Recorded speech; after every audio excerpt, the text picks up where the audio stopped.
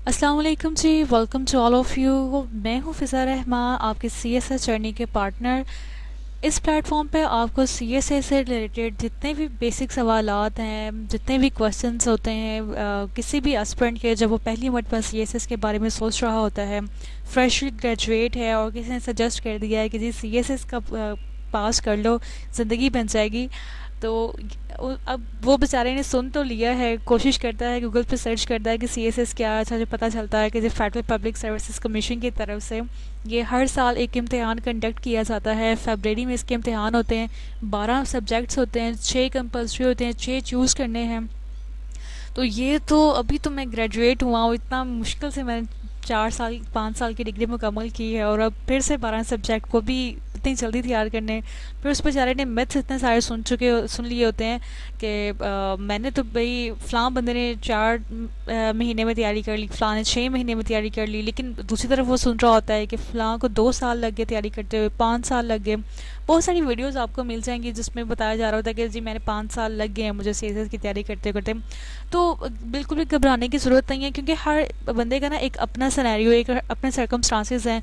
हो सकता है वो 5 साल वाला जॉब कर रहा है और हो सकता है वो 4 महीने वाला ऑलरेडी उसकी कुछ लाइफ स्टाइल ऐसे हों, कुछ लाइफ रूटीन ऐसी हो, स्केजुअल्स उसके ऐसे हों या उसकी बैकग्राउंड ऐसी हो जिसको कुछ हद तक नो हाउ थी चीज़ों की और उसने बस सब्जेक्ट्स उठाए, रेडी किया और अपेयर हो गया। और घबराने वाली बात तो बिल्कुल भी नहीं है, क्योंकि 3 इसके अटैम्प्ट्स होते हैं। पहली ना भी हुई है, दूसरी नहीं हुई, तीसरी तो लाजमी हो जाएगी। भाई इतना भी मुश्किल काम नहीं है ये। ठीक है जी। अब सीएसएस है क्या जी? सीएसएस एक कंपैटिटिव एग्ज़ाम है पाकिस्तान का, जिसमें हर उस सब्जेक्ट को डील किया जाता है जिसका रिलेशन पाकिस्तान से है, पाकिस्तान के internal, external, international, national issues की तरफ से, जो कि एक लोकल गवर्नमेंट सिस्टम से लेकर इंटरनेशनल लेवल तक उनको डील किया जाता है। कुछ सब्जेक्ट्स इसमें ऐसे होते हैं सीएसएस में जो कि आपको सिर्फ पाकिस्तान के बारे में, यानी करंट अफेयर्स ऑफ पाकिस्तान और ऐसे राइटिंग जो पाकिस्तान के ऊपर काम करता है। और फिर कुछ सब्जेक्ट इसमें ऐसे हैं जो कि आपको इंटरेस्ट डेवलप करेगा इसकी तरफ। इस्लामियत है जैसे, जो कि आपकी ग्रूमिंग करता है, आपके लाइफस्टाइल को मेंटेन करता है, आपको डिसिप्लिन और पंक्चुअल और अपने साथ इंसाफ करने की ताकत देता है। ये ऐसे सब्जेक्ट्स हैं जो आपको मोटिवेट रखते हैं। फिर उसके बाद आपका जनरल साइंस एंड एबिलिटी है, क्योंकि ये इम्तिहान, अगर आप इसको जनरल लेवल पे देखें ना कि ये इसका मकसद क्या है, ये मकसद है कि आपको टेस्ट करना, आपके मेंटल एबिलिटी को टेस्ट करना, आपके लेवल ऑफ मैच्योरिटी को टेस्ट करना और आपके मेंटल डेवलपमेंट को टेस्ट करना कि आपने एक 14 to 16 ईयर्स एजुकेशन हासिल की है, तो आपने ज़िंदगी में सीखा क्या है और आपकी परसेप्शन क्या है चीज़ों को लेके। अगर आप पास्ट पेपर्स को निकालें तो सवाल बहुत ही जनरल मेथड में पूछे होते हैं, बहुत सीधे सीधे पूछे होते हैं और शायद बहुत सारे लोग इससे डिसएग्री भी करें, कितने भी सिंपल नहीं, सीधे नहीं पूछे होते। लेकिन अगर आपकी प्रिपरेशन है और आपको अंडरस्टैंडिंग है चीज़ों की, तो बिलीव में सवाल बहुत सिंपल आते हैं। और उन सवालों का टेस्ट बेसिकली यही होता है कि आपके माइंड को टेस्ट करना। अगर आपको सवाल को थोड़ा सा चेंज करके या घुमा फिरा के या थोड़ी सी स्टोरी तरह आपको सामने प्रेजेंट कर दिया जाए, और इसी तरह जब आप इमेजिन करें ना कि आप डिसीजन आपसे कोई मांगा जा रहा है सिचुएशन का, कंफ्यूज हो रहे हैं, आपकी प्रिपरेशन थी, आप बड़े इंटेलेक्चुअल पर्सनालिटी हैं, लेकिन एंड टाइम पे आप प्रैक्टिकल लाइफ में जब आए हैं तो बिल्कुल ही ख़त्म हो गए हैं, ब्लैंक हो गए हैं। तो क्या ऐसी तो नहीं आपकी कोई सिचुएशन बन जाएगी? क्या आपके अंदर काबिलियत है कि आप उस क्वेश्चन को अटैम्प्ट कर सकते हैं और अटैम्प्ट करने के बाद अपना अलग से कंक्लूड करते हुए एक नज़रिया रख सकते हैं या नहीं है? तो बेसिकली सीएसएस ये सिनेरियो है। इन सब चीज़ों को बुनियाद रखते हुए आपने अपनी तैयारी अब स्टार्ट करनी है। इस वीडियो का मकसद ये है कि आपका एक ग्राउंड बना दिया जाए कि सीएसएस क्या है, इसको डिसीजन ले लिया है, क्विक वो आपने क्विक नहीं करना है इसको कि बिल्कुल ही क्विकली आप रिस्पॉन्स करें कि ओहो ये नहीं मुझसे हो सकता। इतना स्ट्रगल कौन करे भाई, इतने मज़े की जर्नी है बिलीव में।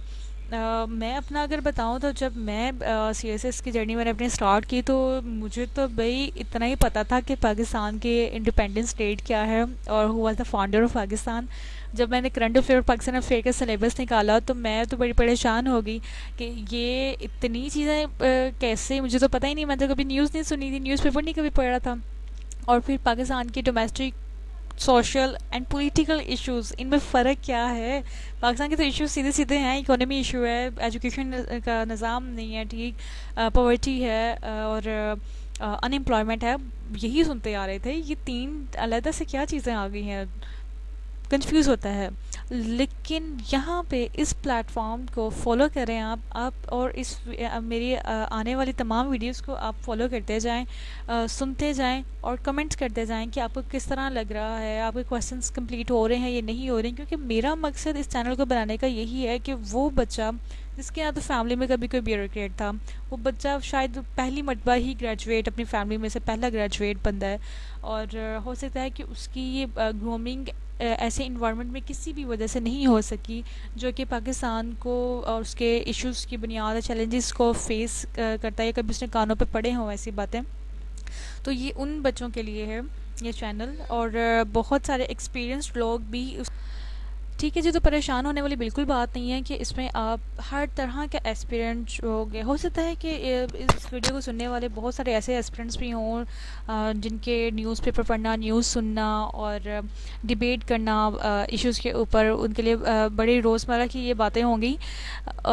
तो I really appreciate to those of them जिन्होंने इनके ऊपर ऑलरेडी काम करना शुरू कर दिया, क्योंकि यही वो बच्चे हैं, मैं आपको बेसिकली बता दूं, जिन्होंने 4-6 माह में तैयारी करके और अपेयर हो जाना है, और जिनको साल लग रहा है और 1 साल के बाद भी लग रहा है कि मैं अभी शायद अपेयर नहीं हूँ। क्योंकि मैंने जब अपनी अटैम्प्ट देनी थी तो बड़े अच्छे से मुझे याद है, अब इम्तिहान में सिर्फ 2-3 माह रह गए थे और मुझे लग रहा था कि भाई नहीं तैयारी, नहीं तैयारी, नहीं तैयारी। लेकिन लूज़र नहीं ना बनना, बेसिकली लूज़र नहीं बनना हमने हमने फेस करना है चैलेंज को।